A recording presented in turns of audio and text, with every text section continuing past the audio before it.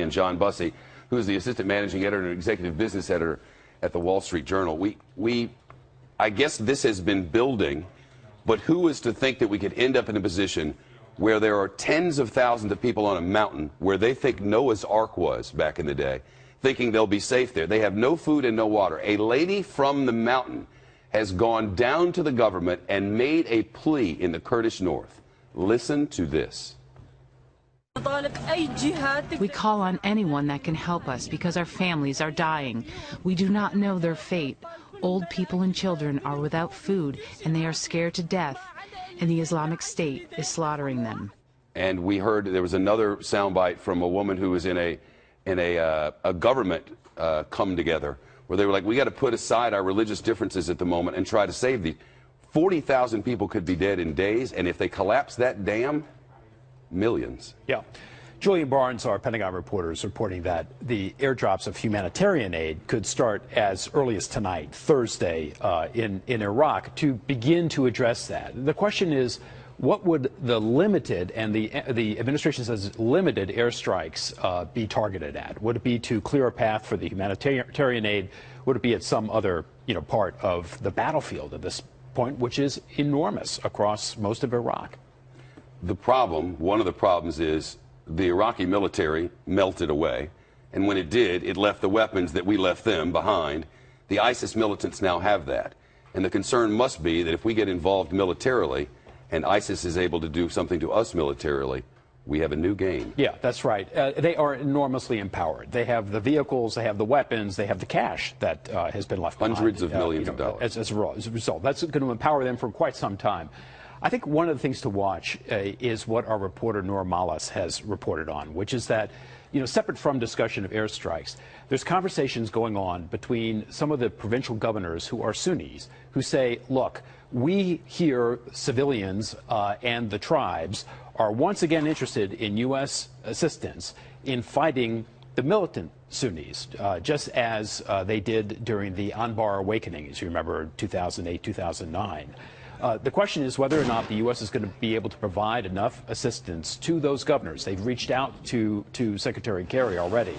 Whether or not the U.S. is inclined to provide that assistance, whether they think it would be effective, and whether or not the tribes would be willing to associate themselves with a civilian, with a government-backed military force, even if Maliki is still in power. And they all argue that he's got to go before anything's going to happen on the ground. Though this is in a Kurdish region, again, this is Sunni versus Shia, which has dividing lines that separate all parts of this region, and it again puts us on one side of a much broader fight. That's not where we want to be. And a very complicated one. The Yazidis are a mixed religion of kind of pre-Islamic faith. There's a bit of Islam in it, there's a bit of Christianity in there.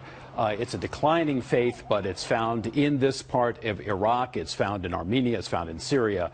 And it's a minority, just as Christians are a minority, and that's what the Islamic State is very keen on wiping out. They want a caliphate. They do not want religious minorities in their minds in the way. Because anyone who is a religious minority has gone against the wishes of Allah, and anyone who has must be killed. That's their rationale. Yeah, I think that's correct. And I think for the United States, watching what now happens in these provinces, where some of the governors are stepping up and saying the current government in Baghdad is unable to address this problem, we are willing to organize forces here, as we did in 2008 and 2009, to fight the militant part of the Sunni sect.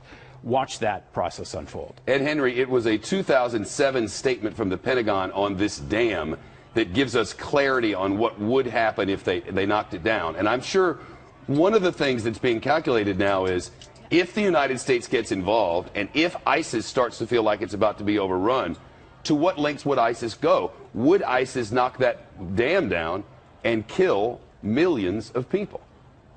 Look, it seems like the door is open for them to do anything, as Jahan is laying it out. This is a ruthless group of people. Look, and you can take that from the White House, not from me. I mean, Josh Earnest started his briefing out and answering all of this, saying that ISIS is cold and calculating. They're killing people. This is outrageous. It has to stop. So what's fascinating to watch this play out, how quickly it's going and how tragic it is that it's the White House itself making the case for why ISIS needs to be stopped. But given the searing experience experience of the war in Iraq, this president seems to be very cautious in terms of are we going to get deeply involved in Iraq again? Josh Earnest, after laying out the case for action, went on to say there's no U.S. military solution to this. The Iraqis have to work this out. They have to form a new government. Well, Shep, you know better than anyone, it might take the Iraqis months or even years to work out a new government. In the meantime, you've got 40,000 people on a mountain that might be slaughtered. That's cold comfort for them. And I'm not saying the U.S. has a magic bullet here, but if we're going to wait for the Iraqi government to be formed and be fair to everybody,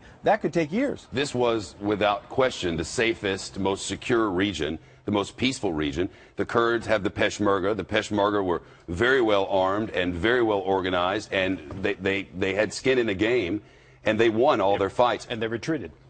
Until ISIS had the weapons which came from America. And you wonder if that is not going to come back to bite us as well. Yeah, that's right. They retreated, and that's exposed this region to ISIS moving in. But mind you, it's not just the White House that's cautious about putting boots on the ground. Sure. And that was very explicitly stated in the press conference today. No boots on the ground. It's the American public that is not in favor of doing that. They look back on the last 10, 12 years of war in Iraq and Afghanistan, and they say, what has been accomplished? They're concerned that more U.S. sacrifice in that region will be equally unproductive. Catastrophe in Iraq, the potential that Putin is going to invade Ukraine, and Hamas saying there's no deal yet, we may restart this war. 3 different fronts. And what is America to do?